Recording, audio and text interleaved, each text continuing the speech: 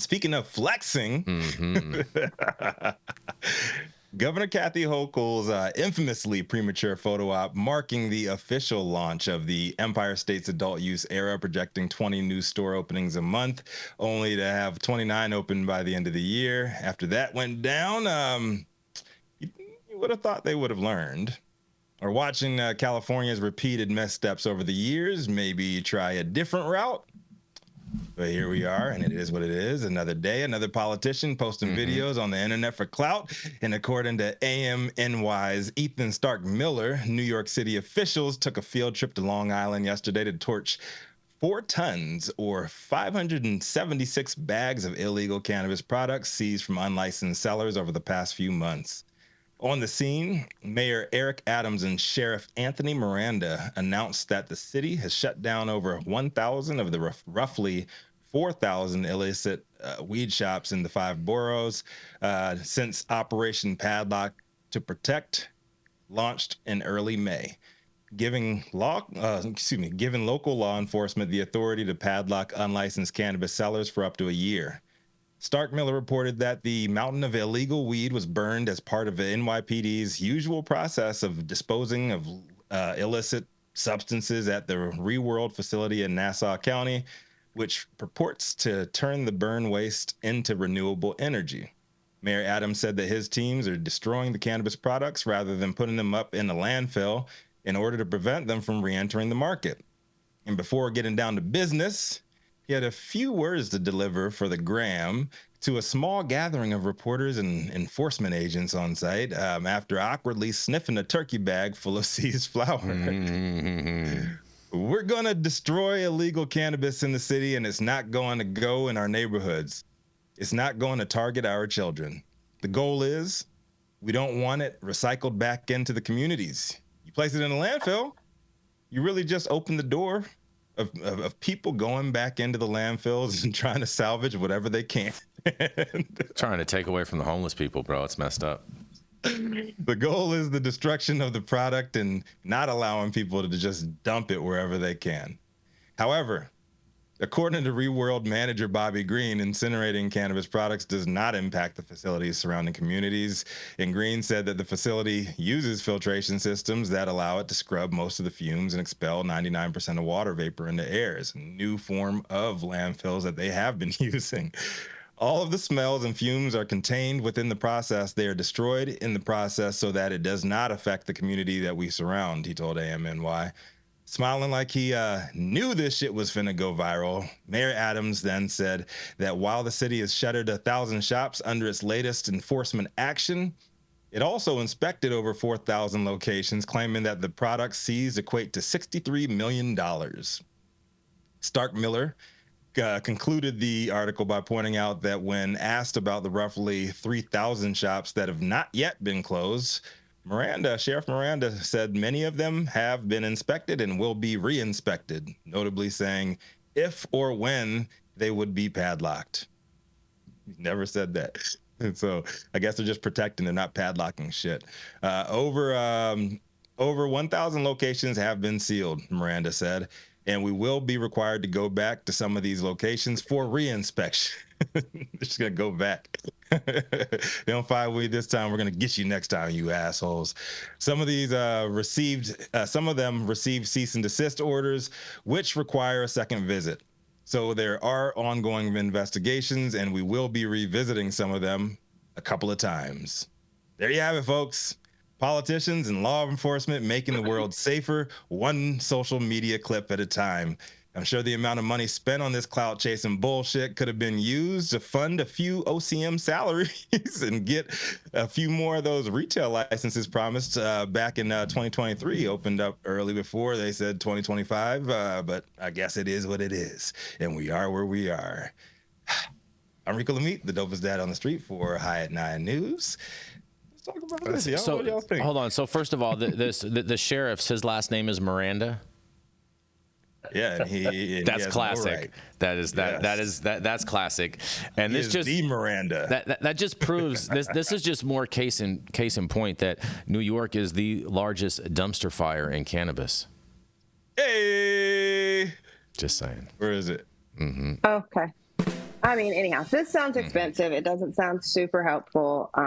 They just went and looked and inspected, didn't find anything. They're going back. They're going to keep going back, whatever. I saw an interesting article that I hopefully will bring up tomorrow about where the cannabis is coming from in the illicit market. So if it's not too sticky, we might check that one out. Grows. Yeah, I don't know. We'll see. That is usually where priorities in order, though, right, y'all? Right. Right. So I don't know. Yeah, this seems like they're chasing their tail and they're going to keep doing it. So it seems like their office is doing something. Crap always wins. I don't know why these people have so much trouble understanding that, especially in New York, where cops are interested in going after certain things and not others. And it's no different than Los Angeles is a pretty corrupt goddamn place for cannabis right now, too. They're just not understanding. People want this. And if you don't provide it to them in a legit way, they're going to get it some other way. And you just can't stop it by these little pissant maneuvers they're engaging in right now. It's stupid. Rachelle, do you remember the movie Homegrown with John Bon Jovi and Billy Bob Thornton? No, but I guess that I should. Oh my Tell me goodness. all about it. You have to watch it. It is a classic movie. It is something I recommend anyone that consumes cannabis that they definitely watch, because it's a classic amazing tale. But and now I'm going to end up spoiling a little bit of it for you. But at the end, they have a big bonfire, and the whole town all comes out for this whole big old bonfire of all this cannabis that was just seized, and everybody is just standing around the fire, imagining that they're getting a contact high, because contact highs don't exist. Sounds like a movie. Oh, it was so good. So good. I just hope the cop that stuck his nose in the bag to sniff it got whatever nasal infection he deserved for confiscating that probably 2-year-old New York weed. Well, the question is, was it a spray pack? I couldn't post the clip quick enough this morning because I was busy. But if you can go on Twitter, you can find the clip of Mayor Adams doing that. Can you really? Sniffing spray packs. I mean, it's probably PM. He's probably going to have like a pretty gnarly sinus infection, but that's not my business. Hey, when I got popped, I was cooking some weed in my kitchen, and I smelled like weed. And so the DEA agent took me in, testified in trial that I smelled so much like weed that it made him high. Oh, wow. You start liking the blues music or something? You're telling me that a cop testified that he got high from the smell of weed? In trial. And it was just laughable. This in court. This is definitely well. No, you know what? Maybe he thinks that he's getting high.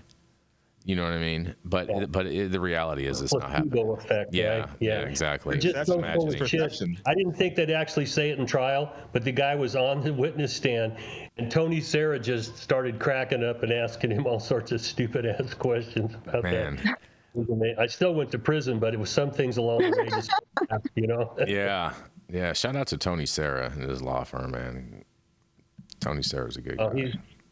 He's my hero. Yeah. He is my hero. Yeah, he was a rock star. Yeah, Pure 5 Law Group. Shout out to them.